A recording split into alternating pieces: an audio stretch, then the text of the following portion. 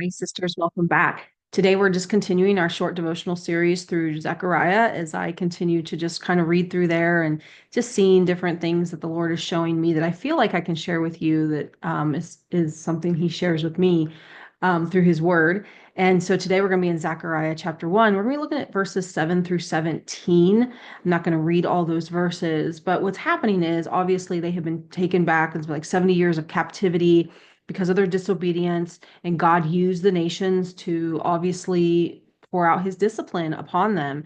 And so they've been in this captivity. And so they said, man, God, are you ever going to restore us? Or there's ever going to be a rebuilding of the temple? Or are you ever going to just have mercy upon us? And he wants them to know, yes. And not only am I going to have mercy on you, not only am I going to restore you and come back to you as a nation, but I'm also going to punish those who have so oppressed you and have taken my discipline and taken it even further than what they ever should have taken it. God wants to remind them, I am going to comfort you. I'm going to bring peace. I'm going to use you again, Jerusalem. We're going to build this temple again. And that, I've always loved you. I think that's the point that we need to grasp here is that, just like we talked about last time, just return to me and I will return to you. God loves us.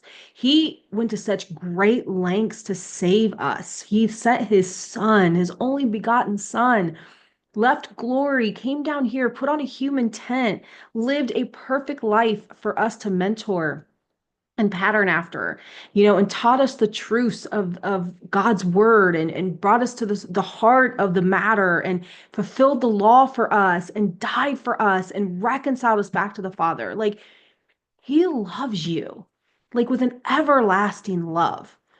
And so maybe right now you're finding yourself, man, I'm in this waiting period. I just feel like, nothing's moving in my life. Everything I put my hand to just seems to fall apart. Like nothing seems to be working, or maybe you just came out of like a season of just rebellion and you're feeling like, will God ever return to me? Will he ever love me again? Can he restore all of this. I've made such a mess of my life. I've done things I never thought I would do. Maybe that's you. Maybe that's where you find yourself. And I just want to encourage you that, when we repent, when we say, God, I'm sorry, I've made a mess of my life, I've made a mess of these things, he is faithful to forgive you. And not just forgive you, but to restore you, to redeem everything that has been stolen and taken in those decisions. We have setbacks. We are humans. We are having a human experience. We are not sinless perfection. And though we desire to be pleasing to the Father, we desire to live holy as he is holy, we want to be like Christ. Sometimes the sin that still dwells in us gets the best of us. There are seasons, and we don't want to make excuses like, well, since it's a season and since this is just how it is, it's okay to fall into those seasons. No, we want to strive to enter into the narrow gate, right? We want to strive to enter in. But there's just a reality that this human experience is hard, that this human experience, we have a lot of distractions. We have an enemy of our soul that knows our weaknesses, that knows what comes against us, and he is going to throw everything at us to get us distracted, to get us off the path, to get us from, keeping our eyes focused on Christ and his call, to ruin our witness, right? Like, oh, you're a Christian? Well, watch this, like watch what they do in their Christianity, and it's like, oh, and it breaks us, it's like, oh, I cannot believe I said that. I can't believe I did that. I totally blew that, opportunity to reflect Christ. And instead I reflected the human flesh. And so I just want you to know that, God does rebuild things, and just like here, he's going to rebuild Jerusalem. He's going to rebuild the temple for his glory, and God is the same yesterday and forever. Like that's just his character.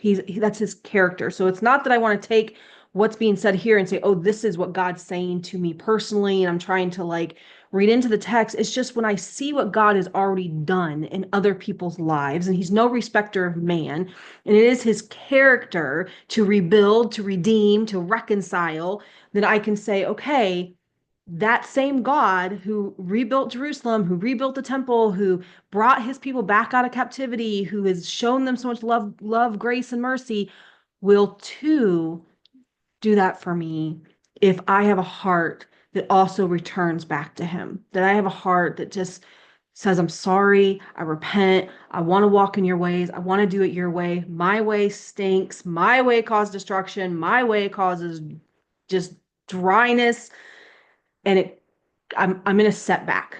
But we know that every setback is just a setup for a great comeback, right? And so let's come back. Let's come back together. Let's come back to the Lord, and let's just move forward and receive his forgiveness, and allow him to just rebuild what has been torn down, to rebuild areas of your life. Maybe it's your finances that need rebuilt. Maybe it's your marriage.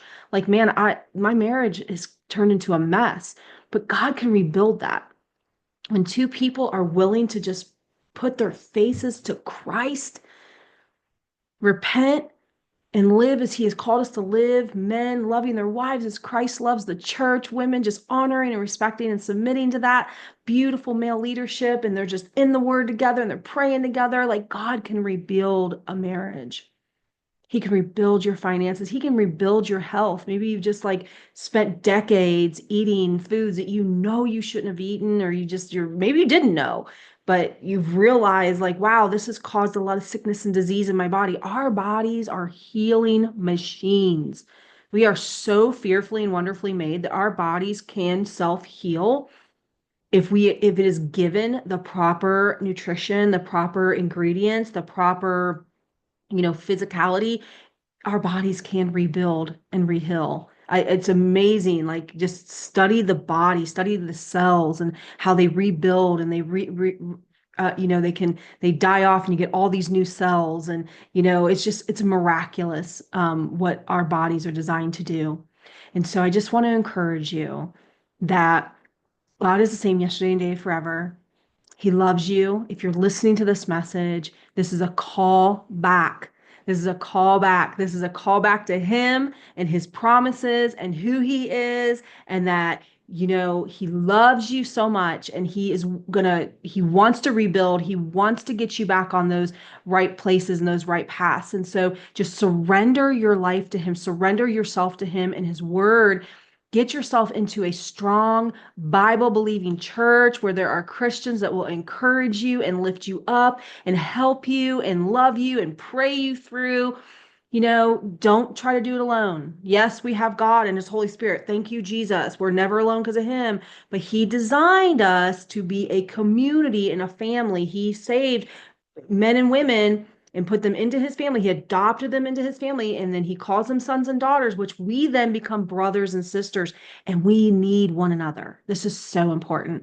And so if you need someone to talk to, or you need counsel or prayer, just reach out to me. Go to my website, book a free call. I don't charge nothing for what I do. I just want to love you, encourage you, strengthen you up in the Lord so that you can go out and be the church. God bless you, sisters.